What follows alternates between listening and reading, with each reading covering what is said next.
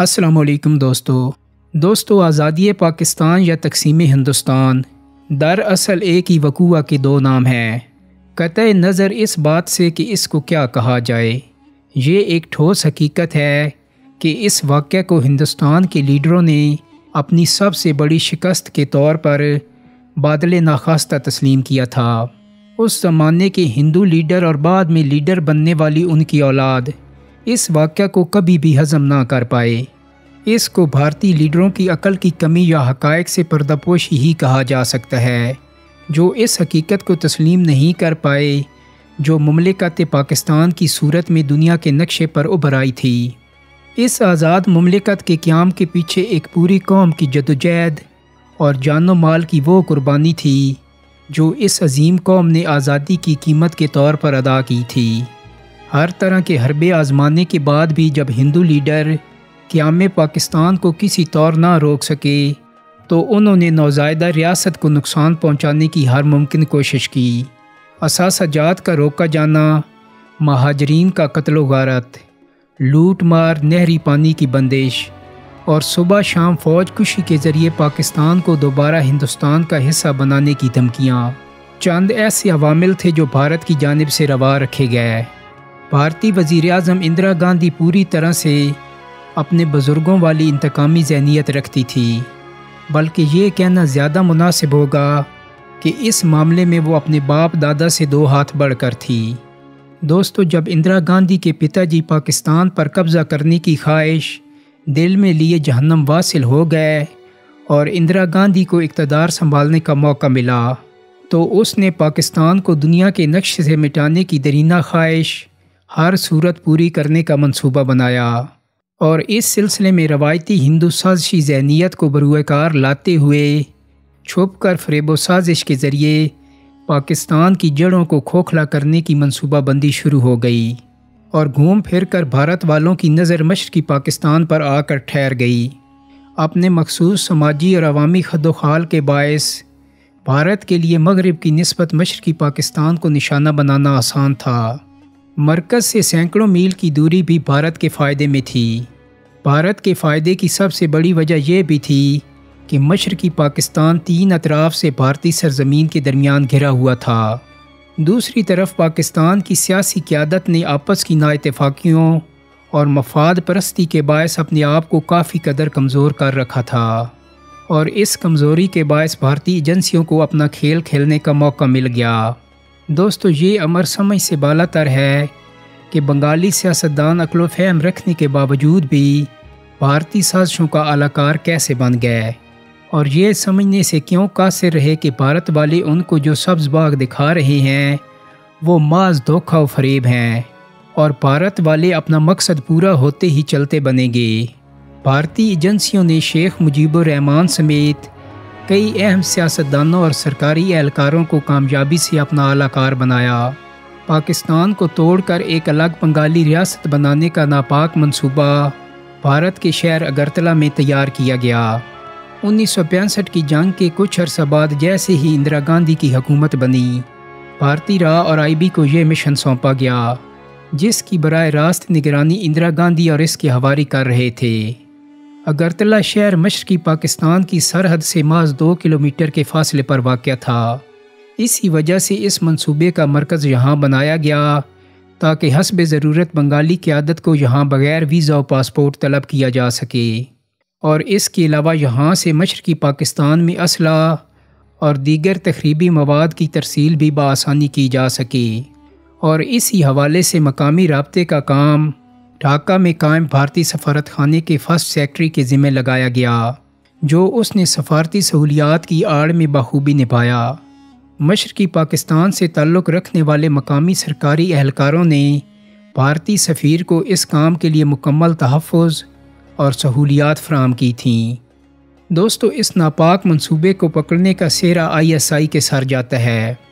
اس منصوبے کی پہلی کڑی ڈھاکہ میں تعینات ISI کے انچارج کرنل کا قتل تھا، اور اس مقصد کے لیے ایسٹ بنگال ریجمنٹ کے ایک حاضر سروس افسر کو چنا گیا جو غداروں کے ساتھ مل چکا تھا۔ غالباً یہ تمام منصوبہ بندی جلد بازی میں کی گئی تھی۔ اس کے علاوہ قاتل اور اس کی تربیت کرنے والوں کی اناڑی پن کے باعث یہ منصوبہ ناکام ہو گیا۔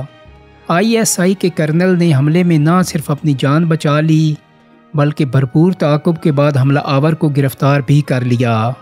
شروع میں یہی سمجھا گیا کہ یہ حملہ ایک سرپھرے نوجوان نے کیا ہے جس کا مقصد شہرت اور شیخ مجیب جیسے بنگالی سیاستدانوں کی خوشنودی حاصل کرنے کے علاوہ اور کچھ نہیں ہے۔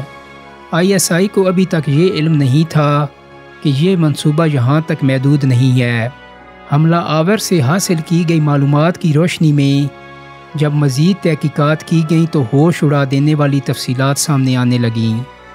بہت جلد ISI نے بھارت سفارتکار کو بے نقاب کر دیا جس کے ذریعے سے مقامی لوگوں سے رابطے کیے جاتے تھے۔ اس کے بعد ISI کو اس مقصد کے لیے جمع کیے گئے اسلحے کے ذخائر اور دیگر خفیہ مقامات تک پہنچنے میں کچھ زیادہ وقت نہیں لگا۔ یوں تو اس سازش میں بہت سے لوگ شریک تھے مگر اس کے روئیں رواں 35 عدد سول و فوجی اہلکار تھے جو براہ راست شیخ مجیب کی سربراہی میں کام کر رہے تھے، جبکہ شیخ مجیب کی ڈوریاں بھارتی راہ اور IB والے ہلا رہے تھے۔ دوستو، یہ پہلی مرتبہ تھا کہ آزاد بنگالی ریاست کی خبر منظر عام پر آئی تھی۔ مزید تفصیلات آنے پر دنیا کو پہلی دفعہ اس ریاست کے نام، جھنڈے اور قومی ترانے وغیرہ کا پتہ چلا۔ یہ تمام تفصیلات نہایت سنسنی خیز اور غیر یقینی حد تک ناقابل یقین تھیں۔ دوستو، 6 جنوری 1968 کو پاکستانی وزارت داخلہ نے ایک پریس نوٹ جاری کیا کہ 2 CSP افسران سمیت 8 افراد کو غداری کے الزام میں گرفتار کیا گیا ہے۔ وہ الگ بات کہ اصل تعداد 35 تھی جن میں 8 CSP اور باقی فوجی تھے۔ سازش کا مرکز اگرتلہ کو قرار دیا گیا جو مشرقی پاکستان سے ملحقہ بھارتی صوبے تری پورہ کا دارالحکومت تھا۔ 12 جنوری 1968 یعنی 6 دن بعد مجیب کو اس سازش کا مرکزی کردار قرار دے دیا گیا تھا۔ یہ ذہن میں رہے کہ مجیب 1966 سے حکومت پاکستان کے زیر حراست تھا۔ تحقیقات کے لیے عدالتی کمیشن جسٹس ایس اے رحمان کی زیر صدارت بنایا گیا۔ جسٹس رحمان کو چیف جسٹس کے عہدے پر ترقی دے دی گئی۔ یہ کمیشن 3 ججوں پر مشتمل تھا۔ ایس اے رحمان جو کہ سربراہ تھے وہ غیر بنگالی تھے جبکہ MR خان اور مقسوم الحکم بنگالی تھے۔ سرکاری طور پر تو اسے سرکار بنام شیخ مجیب الرحمان وغیرہ کا نام دیا گیا تھا مگر تاریخ میں یہ اگرتلہ سازش کیس کے نام سے معروف ہوا کیونکہ مقدمے کے مطابق شیخ مجیب الرحمان کے ساتھی تری پورہ اسٹیٹ کے شہر اگرتلہ میں انڈین انٹیلیجنس بیورو کے حکام سے ملے تھے۔ مقدمے کے مطابق شیخ مجیب الرحمان نے یہ منصوبہ بنایا تھا کہ ایک مسلح انقلاب کے ذریعے مشرقی پاکستان کو مغربی پاکستان سے علیحدہ کر دیا جائے۔ اس سلسلے میں 2 ملزم نیوی اسٹیورڈ مجیب الرحمان اور ایک ماہر تعلیم محمد علی رضا اگرتلہ گئے اور انہوں نے آزاد بنگلہ دیش کے لیے بھارتی خفیہ ادارے سے ساز باز کی۔ جولائی 1968 کو ایک اسپیشل عدالت نے اس مقدمے کی سماعت ڈھاکہ چھاؤنی میں ایک محفوظ مقام پر کی۔ منظور قادر وفاق کی طرف سے اس کی پیروی کر رہے تھے اور اٹارنی جنرل TH خان ان کی بھرپور معاونت کر رہے تھے۔ تمام گواہان پیش کیے گئے جن میں سے 11 سلطانی وعدہ معاف گواہ بن گئے، لیکن ان وعدہ معاف گواہوں نے حکومت کا بھانڈا عین عدالت کے سامنے پھوڑ دیا کہ ان سے تشدد کے ذریعے یہ بیان لیا گیا ہے۔ دوستو، یاد رہے کہ آسمہ جیلانی اور حنا جیلانی کے والد غلام جیلانی بھی اس مقدمے کے سخت ترین مخالفین میں تھے۔ بنگالی عوام میں اس کیس کو بنگلہ دیش کی علیحدگی کی تحریک کے خلاف پاکستان کی ایک سازش قرار دیا گیا اور کہا گیا کہ حکومت اس وقت شیخ مجیب الرحمان کو علیحدگی پسند اور انڈین ایجنٹ ثابت کرنے پر تلی ہوئی ہے۔ بڑے پیمانے پر عوامی مظاہرے شروع ہوئے جن میں کیس کو ختم کرنے اور قیدیوں کی رہائی کا مطالبہ کیا گیا۔ حکومت نے 6 فروری 1969 کو مقدمے کی آخری تاریخ مقرر کی تھی مگر عوامی دباؤ پر حکومت نے اسے مؤخر کر دیا۔ بھاشانی کی تحریک زوروں پر تھی اور مقدمہ ابھی انڈر ٹرائل تھا کہ 15 فروری 1969 کو مقدمے کے نامزد ملزمان سارجنٹ ظہور الحق اور فضل حق پر فرار ہوتے ہوئے گولی چلا دی گئی جس کے نتیجے میں ظہور الحق جاں بحق ہو گیا۔ یہ خبر جیسے ہی باہر پہنچی ہجوم بے قابو ہو گیا۔ سارجنٹ ظہور الحق کی ہلاکت نے پورے بنگلہ میں آگ لگا دی تھی۔ مظاہرین نے اسٹیٹ گیسٹ ہاؤس میں آگ لگا دی۔ اس کیس کی سربراہی کرنے والے جسٹس رحمان اور منظور قادر کی جان بڑی مشکل سے بچائی گئی، جبکہ اس کیس کی تمام فائلیں بھی جل کر راکھ ہو گئیں۔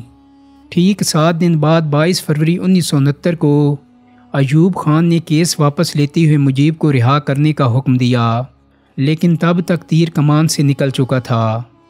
23 فروری 1969 کو ڈھاکہ میں پلٹن کا میدان عوامی لیگ کے حامیوں سے بھرا پڑا تھا اور بنگلہ بندو کے نعروں سے گونج رہا تھا۔ 25 مارچ 1969 کو ایوب خان نے استعفیٰ دے دیا اور یحییٰ خان نے ملک میں دوسرا مارشل لاء نافذ کر دیا۔ 22 فروری 2011 کو شوکت علی نے، جو بنگلہ دیش اسمبلی کے ڈپٹی اسپیکر تھے اور اگرتلہ سازش کیس کے ملزم رہے تھے، ایک پوائنٹ آف آرڈر پر کہا کہ ان پر لگائے جانے والے تمام الزامات درست تھے اور انہوں نے شیخ مجیب الرحمان کی سربراہی میں مشرقی پاکستان کی علیحدگی کے لیے ایک کمیٹی بنائی تھی۔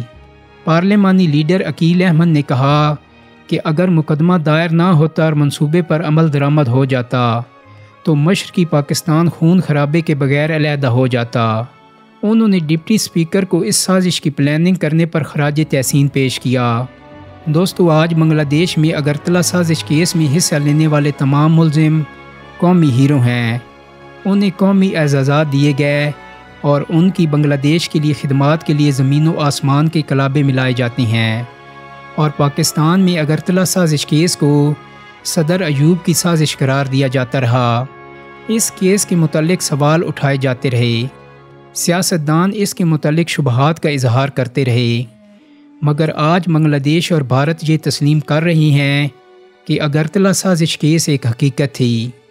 اگر اس وقت پاکستان کے انٹیلیجنس ادارے فرض شناسی سے اپنا کام نہ کرتے تو بنگلہ دیش 1968 میں ہی بن جاتا، مگر سب کچھ سامنے آنے کے بعد جس طرح پاکستانی اداروں اور سیاستدانوں نے غیر ذمہ داری کا مظاہرہ کیا اور پاکستان کو متحد رکھنے کی تمام کوششوں کو ضائع کر دیا، اس پر اظہار افسوس ہی کیا جا سکتا ہے۔